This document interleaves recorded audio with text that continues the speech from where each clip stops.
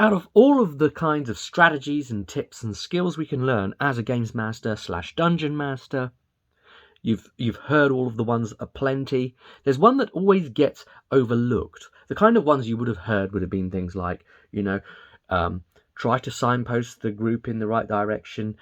Maybe if you have to really railroad the group, try not to. But if you have to, try to make it feel less railroady. Try to always say yes to the group instead of no, but yes, but. All these kind of things. Lots and lots of things. Know the damn rules. Know when to go off script and interpret it. Be ready to go off script. All those kinds of things. But there's one skill that doesn't really ever get spoken about that much. And I think it's actually pretty damn important. And why it's important is it becomes key to keeping morale and confidence and faith in the group in you. And what is that skill that I speak of? Leadership. Yeah, believe it or not, a dungeon master / games master needs to be a leader. So obviously they can't be the wallflower. They have to be someone that's willing to sort of explain and narrate and, interface with other players. But there's a step beyond that of being a leader, having some sort of leadership quality. Now that process can begin right from before the session's even started. So, for instance, if it's an online session, making an actual event for it, laying out the terms of what the event's going to be, making sure that everyone's had an invite to it, making sure that the time and the date have all been specifically organized, making sure everybody's got everything they need, and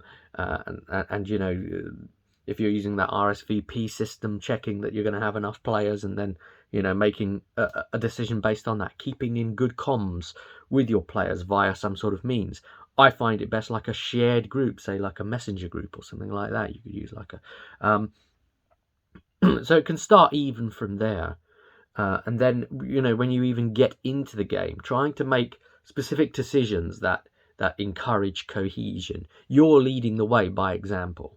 So if you're late, your group doesn't really need to worry about it being late. So a good leadership quality is to not be late. And sometimes things happen, but we're talking like nearly all the time not being late. I've gone as far as to sort of say, in a game where we're playing like the mutant system, where you gain 5 experience to level up in some way. Spend 5 experience, you gain some sort of improvement.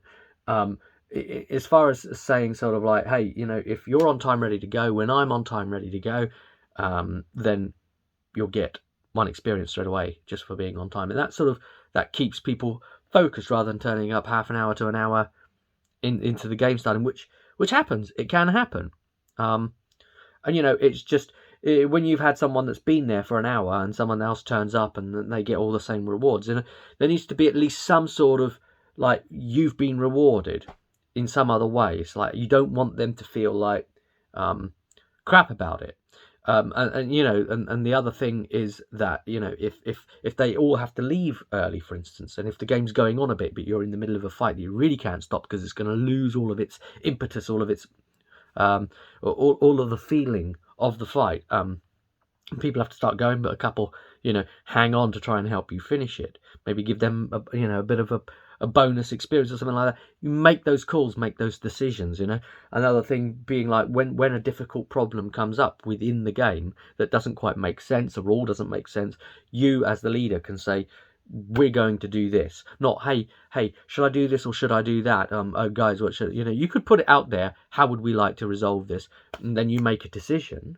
Or you could make the decision to sort of bounce off them and say, all right, what do you see now? You narrate. Yes, you do see that, but this also happens. You could start like firing off them, using them that way. But if something does come up that's like unresolvable within the mechanics of the game, you have to fiat something. You have to make a decision. You have to make the call. You're the leader, and you have to show like that you can do that, within a split second, so that you keep that confidence in you as that narrative voice. You are the damned world to them. You mean the world to them. That's, no pressure, but that's what being a GM means. You mean the world to your players. How about that? Isn't that something? So that leadership quality in you, they have to believe in their world. What if you didn't believe in your world anymore? The system, physics, as they exist, and all the other things, you'd start to go mad, wouldn't you? Your players need to believe in you, to cohesively have trust in you, that you're going to do something fair for them in the world. When something's happening that doesn't seem right, they're going to believe that there's like a reason for it, or there's an inherent fairness behind it all. You shouldn't need to necessarily explain yourself there and then at the table. And that faith should be there in you, led by example. So leadership. Think about how you can show leadership in your games. A strength of confidence, at least, a strength of enough character, at least, to be able to hold things together. Interpersonal relationships between the players and yourself, or players between each other. Sometimes there's breakdowns between the players, and you need to make a call. You need to do something. There may be some like falling out or something. You need to be able to step in and resolve that. Because the minute your players all have to start doing that, they're being pulled out of the game. You're not in the game. You're just running the game, I know you've got a lot to do as the Dungeon Master, but, being ready to be able to do that, and coming up with something, it's a great move to be able to produce that. So I would say at least consider that angle of leadership. And I will leave this video with a suggestion of, what do you think are the general GM skills? I've outlined a few. Can you think of any more general GM skills or any other elements to leadership as a part 2 to the question there? Chuck them in replies below, What do you think about this? Do you think it's all shit what I'm saying? That's fine as well. You can show your leadership, and tell me why. It's just, it may be all shit. It's just the matter that I've formed from playing and how it appears to feel, and having been in groups where leadership quality has not been exhibited, and I've been frustrated personally, and I've seen players begin to sort of like wobble and fall away, and they don't know what's happening, and it affects morale. So morale's a big deal. Chuck me a comment below, and I'll see you at the next one.